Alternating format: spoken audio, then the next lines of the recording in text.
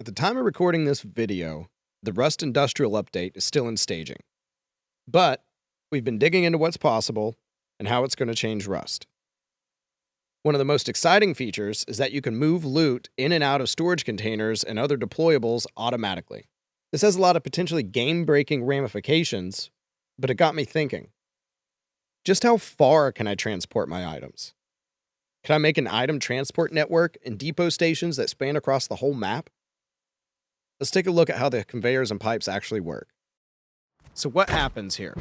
What happens here as we place loot in the different boxes? I don't know if you want to have predictions, right? Do we want to do some predictions? Let's put, let's use the med kit. Now let's watch. Is it going to get sucked from the box?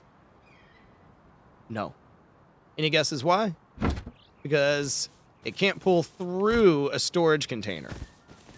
But if we were to take this and replace it here, now we get it. And you can see it show up on the screen here. So it can't pull through another storage box. But what if we did this? Can it pull through this? Doink.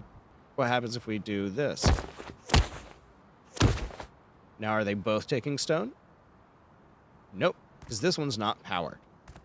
Right? So each box, when you have a storage adapter, is going to pull from the filter or conveyor to the left. But it can't pull through another storage box. Now, only that conveyor needs to be powered. That's the only conveyor that needs to be powered. See, otherwise the conveyors can be used as couplings. And our pipe can just pass through walls. So we only have to power one conveyor at the end, and we can use the conveyors as couplings. So each pipe does have a maximum range. If I were to hook up this output, it has about a 30-meter range. In theory, I could cross the map with nearly 100 of them. Something like 100. So first we're going to need to do an adapter coming off of our box, which, yes, does seem to be a little bit buggy.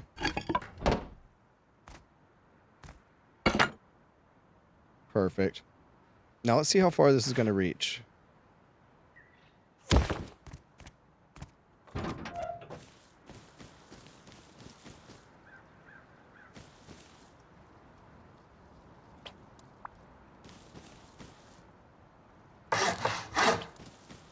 Right?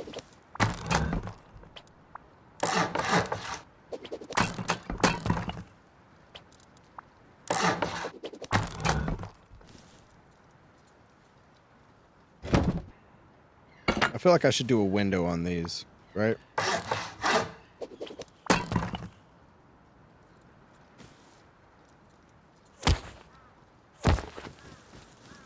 Maybe we run this back to the house.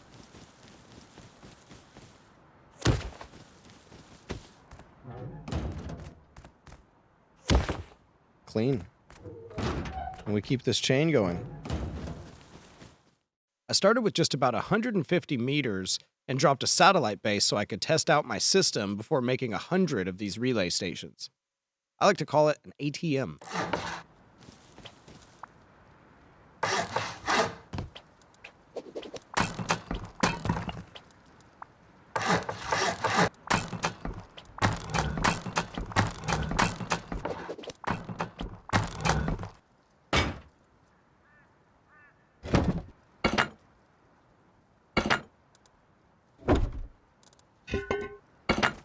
Let's put a splitter. So the output here goes to the input. Let's connect this to the previous one. All right, so let's connect our conveyor. Let's connect the power to the conveyor. And then same thing, I'm going to add a random filter item so that it doesn't pull anything, and we can just leave it on. So this little building was just like my triangles, but it also had a square attached to it with a box in it, and has a filter on it, so I can pull items from the main base anytime that I want by selecting them in the filter. So all I have to do is set the filter item like wood, and it'll start pulling that item from the other box.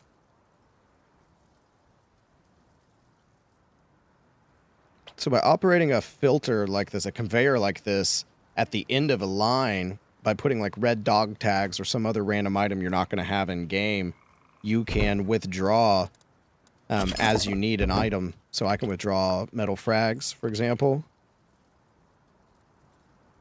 Metal fragments. I want 200.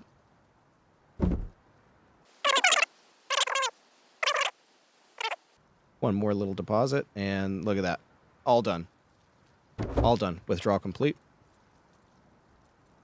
Take the frags back off the list. It's a beautiful thing.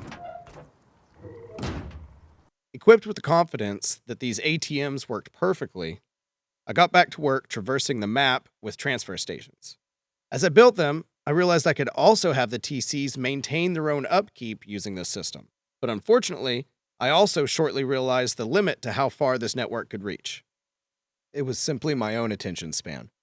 I only ever made it about 350 meters before I gave up, assuming I could make it all the way across the map if I didn't have the attention span of a 3-year-old. Either way, it looks like transferring one selected item, or a whole base at a time, back and forth across the map is going to be a thing. I look forward to seeing what else we can do, and I'll be figuring out as much as I can before it launches, so stick around the channel for other videos about the industrial update. Alright, so that's it. Thanks again. Keep in mind, I stream every day on Twitch, and if you don't know who Gary is, you should probably find out. And please remember, if you don't click that button below, it's basically just my mother subscribing to the channel. So there is that.